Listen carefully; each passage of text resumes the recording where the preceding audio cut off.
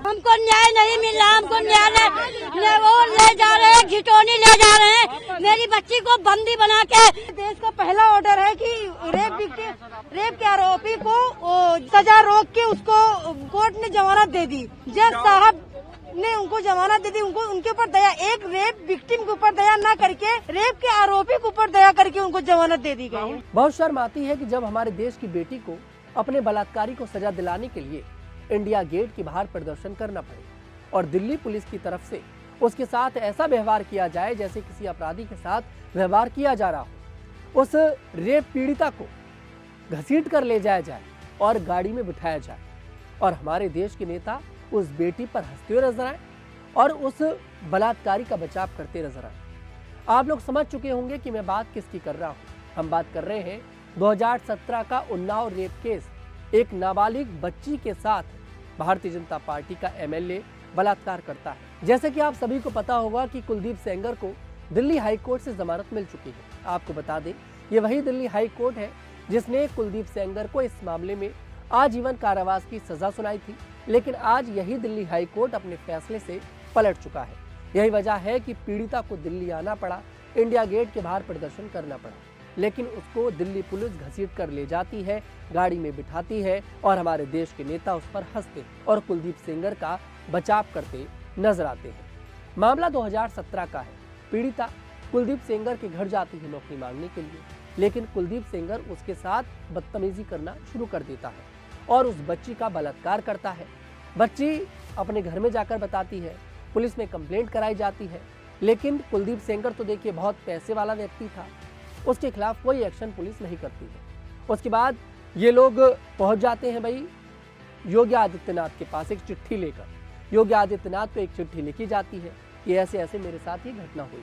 अब ये जो चिट्ठी थी सोशल मीडिया पर वायरल हो जाती है, मीडिया के हाथ लग जाती है, मामला लाइमलाइट में आ जाता है, लेकिन उसके बावजूद भी उत्तर प्रदेश प्रशासन जो था कुलदीप सेंगर के खिलाफ कोई ठोस कदम उठाता हुआ नजर नहीं आता है और पीड़िता का जो पिता था उसको एक झूठे मामले में गिरफ्तार कर लिया जाता है और पुलिस कस्टडी में उसकी मौत हो जाती है। सोचिए, उसके बाद कुलदीप सेंगर पर एफआईआर दर्ज होती है।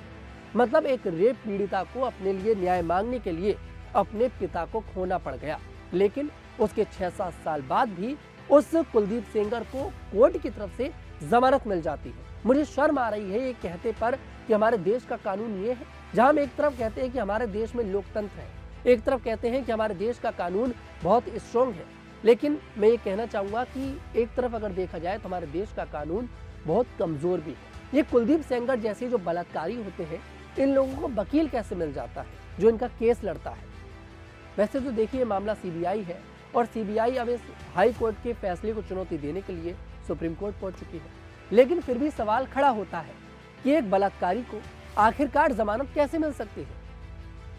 उसको फांसी पर लटका देना चाहिए, आजीवन कारावास भी छोटा है, उसको जिंदा रखना भी छोटा है, सीधे फांसी पर लटका दो। एक नाबालिग बच्ची के साथ रेप करने की सजा ऐसी दो कि अगर कोई करने का सोचे भी तो उसकी रूह कांप जाए। लेकिन हमारे देश का कानून कहता है कि उसके लिए वकील भी होगा, उसके लिए केस भी लड़ा जाएगा और उसकी पूरी बात भी सुनी जाएगी और उसके बाद उसे जमानत भी मिल जाएगी। आज इस मामले में जब देश के बड़े बड़े नेताओं से बात करी जाती है कि भाई कुलदीप सेंगर को जमानत मिल चुकी है, तो ये नेता हंसते नजर आते हैं। ओपी राजभर उत्तर प्रदेश सरकार में मंत्री, शर्म आनी चाहिए आपको। मीडिया इनसे सवाल पूछ रही थी कि उन्नाव रेप पीड़िता दिल्ली में इंडिया गेट के बाहर प्रदर्शन कर रही थी, तो ओपी राजभर हंसते हुए नजर आते हैं। ये वो लोग हैं जो देश की बेटियों को अपनी बेटियां कहते हैं। उस रेप पीड़िता पर ओपी राजभर हंस रहे थे। ओपी राजभर, आपको शर्म आनी चाहिए। और ओपी राजभर तो छोड़िए, ब्रजभूषण शरण सिंह ने तो सारी हदें पार कर दी। ब्रजभूषण शरण सिंह भारतीय जनता पार्टी के दिग्गज नेता हैं और वो कह रहे हैं कि कुलदीप सेंगर निर्दोष है, उनको फंसाया जा रहा है। आप कौन होते हैं जज करने वाले कि कुलदीप सेंगर निर्दोष है? जब देश की एक कोर्ट ने, हाई कोर्ट ने यह फैसला सुना दिया था कि कुलदीप सेंगर इस मामले में आरोपी है और उसको आजीवन कारावास की सजा सुनाई जाती है, तो आप ये कैसे कह सकते हैं कि कुलदीप सेंगर निर्दोष है? आप क्या कहना चाह रहे हैं? वो जो हमारे देश की बेटी है जिसके साथ ये बलात्कार हुआ, ये हरकत हुई, ओछी हरकत हुई, इतनी गंदी हरकत हुई, वो झूठ बोल रही है, सीबीआई झूठ बोल रहा है, कोर्ट झूठ बोल रहे हैं, और ये सत्ताधारी के लोग हैं, सत्ताधारी पक्ष के लोग हैं। आज हमें एक आवाज में बोलना होगा कि अब बहुत हो चुका। ये जो रेप करते हैं, बलात्कारी होते हैं, इनको फांसी की सजा होनी चाहिए। इतने लंबे लंबे केस चलाने की क्या जरूरत है इन लोगों के लिए? अगर ये प्रूव हो रहे हैं कि इन्होंने बलात्कार किया है तो तुरंत इन्हें फांसी पर लटका दिया जाए, क्योंकि कुछ नहीं पता। जैसे आज जज साहब आए और आकर कहकर चले गए कि इनको जमानत दे दी जाती है, और जमानत किस तहत दी जाती है वो भी मैं आपको बताता हूं। पोक्सो एक्ट, आप लोगों को पता होगा, पोक्सो एक्ट दो तरह का होता है। जो बड़ी हस्तियां होती हैं उन पर अलग तरीके का एक्ट लगता है, और जो छोटी हस्तियां होती हैं, मतलब जो आम आदमी होते हैं, उन पर अलग तरीके का एक्ट लगता है। कुलदीप सेंगर को अब हमारा कोर्ट एक बड़ी हस्ती नहीं मानता। उस कुलदीप सेंगर को, जो अपने क्षेत्र का एक नामी शख्स था, अपने क्षेत्र का एमएलए था, भारतीय जनता पार्टी का दिग्गज नेता था, उस कुलदीप सेंगर को ये लोग आम लोगों में गिन रहे हैं। उस कुलदीप सेंगर को ये लोग आम लोगों में गिन रहे हैं जिसने उसके पिता को मरवा दिया, उस बच्ची के पिता को, जो अपनी बच्ची के लिए भीख मांग रहा था कि मेरी बच्ची को न्याय दे दो। रेप पीड़िता जो है, उन्होंने शादी कर ली, उनके 2 बच्चे हैं, कैमरे के सामने भावुक होती है, कहती है कि मैं मर जाऊंगी, मेरा मरने का मन करता है, लेकिन फिर मुझे अपने बच्चों का ख्याल आ जाता है। और उसने ये भी बोला कि मेरी जान को खतरा है, कुलदीप सेंगर मुझे मरवा सकता है, और बिल्कुल मरवा सकता है।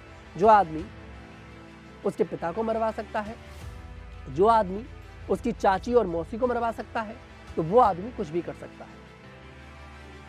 एक बार इतना बुरा एक्सीडेंट करवाया था कुलदीप सेंगर ने इनकी गाड़ी का कि इनकी मौसी और चाची तुरंत एक्सपायर हो गई, और ये बच्ची इतनी घायल हो गई थी, इतनी घायल हो गई थी कि इन्हें एम्स में भर्ती कराया गया, दिल्ली के एम्स में। और सोचिए, ये मामला उस समय पे इतना लाइमलाइट में आ गया था, इतना लाइमलाइट में आ गया था कि कोर्ट को अस्पताल के अंदर लगाना पड़ा था और वहीं से सजा सुनानी पड़ी थी। ये मामला उस समय इतना लाइमलाइट में आ चुका था, लेकिन आज ये मामला बिल्कुल दब चुका। तो यहाँ पर ये जो बलात्कारी था कुलदीप सेंगर, बीजेपी का नेता, इसको छोड़ दिया जाता है, इसको कह दिया जाता है कि आपको जमानत दी जाती है। हालांकि जेल से बाहर नहीं आ पाया है, क्योंकि पिता के हत्या के मामले में 10 साल की सजा सुनाई गई थी, लेकिन जब वो 10 साल की सजा पूरी होगी तो कोर्ट से बाहर आ जाएगा। मतलब एक बलात्कारी खुलेआम घूमेगा। और सिर्फ ये कुलदीप सेंगर की कहानी नहीं है। अब आसाराम बापू को देखिए, आप राम रहीम को देखिए, ये तो बड़े से बड़े बलात्कारियों को उन्होंने छेक दिया। 1 नहीं, 2 नहीं, 3 नहीं, सैकड़ों बच्चियों के साथ इन लोगों ने बलात्कार किया, और हमारे देश की कोर्ट इन लोगों को बार बार पैरोल पर ऐश करने के लिए बाहर भेज देती है पूरी तरह से। मतलब ये हमारे देश का कानून है, ये हमारे देश का कानून है कि एक रेप पीड़िता को अपने लिए न्याय की भीख मांगनी पड़ेगी, सड़क पर उतरना पड़ेगा, और हमारे देश की पुलिस उसके साथ दुर्व्यवहार करेगी। ये हमारे देश की बदकिस्मती है, हमारे देश का कानून नहीं है, ये हमारे देश की बदकिस्मती है। शर्म आनी चाहिए। या आप लोग जो पार्लियामेंट में वंदे मातरम, और जो आपको लव जिहाद पर बहस करनी है, वंदे मातरम पर बहस करनी है, हिंदू मुस्लिम करनी है, अरे आप लोग एक कोई ऐसा एक्ट लेकर आइए कि ये जो बलात्कारी है, बलात्कार करने से पहले 4 बार सोचे, इनकी रूह कांप जाए। ऐसा एक्ट आप लोग नहीं लेकर आ पाएंगे, क्योंकि आप लोगों को पार्लियामेंट में बैठकर हिंदू मुस्लिम करनी है। और ये सिर्फ सत्ता पक्ष की बात नहीं है, सत्ता पक्ष हो चाहे विपक्ष हो, इन सब की कहानी है। सब मजे कर रहे हैं, मौज कर रहे हैं अपनी लाइफ में, और ये जो आम आदमी है घुट घुट कर मर रहा है, और ये बड़े बड़े नेता इनकी बच्चियों के साथ बलात्कार कर रहे हैं। ये एक नेता की कहानी नहीं है, एक नेता की कहानी नहीं है। एक नेता की कहानी हो तो बात करें, कितने नेताओं का नाम आए दिन आता रहता है, चाहे बीजेपी का नेता हो चाहे दूसरी पार्टी का नेता हो, क्योंकि इन्हें तो छूट है कि आप कुछ भी कर सकते हो। इनके लिए कोई ऐसा कानून बना ही नहीं है। आखिरकार सवाल पूछ रही पूरे देश की जनता, इस कुलदीप सेंगर को किस आधार पर जमानत दी गई है, क्यों जमानत दी गई है? जब ये उस मामले में निर्दोष पाया गया तो फिर इसे 6 साल बाद 7 साल बाद क्यों जमानत दे दी जाती है, जब वो उस मामले में उसे आजीवन कारावास की सजा सुनाई गई है। ये मामला बहुत चिंतित वाला है। वो बेटी सिर्फ एक परिवार की बेटी नहीं है, वो पूरे देश की बेटी है। तो इसलिए हमें उस बच्ची के साथ खड़ा होना पड़ेगा, तभी इस देश की बच्चियां इन जानवरों से, इन जानवर जैसे नेताओं से बच पाएगी। फिलहाल आपकी क्या राय है, कमेंट सेक्शन में जरूर बताएं। मैं तनुज दीक्षित आपसे मुलाकात करूंगा, तब तक के लिए हमारे साथ देखते रहिए न्यूज़ 15।